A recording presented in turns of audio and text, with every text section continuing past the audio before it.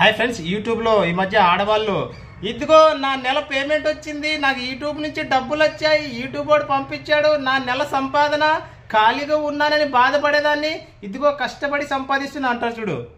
ఎక్కడి నుంచి సంపాదించావమ్మా? మొగుడు సంపాదించి బీరువాలో పెడితే తీసుకొచ్చి నాకు యూట్యూబ్లో నుంచి వచ్చాయి, నాకు డబ్బులు పంపించారు యూట్యూబ్ వాడు అంటారా?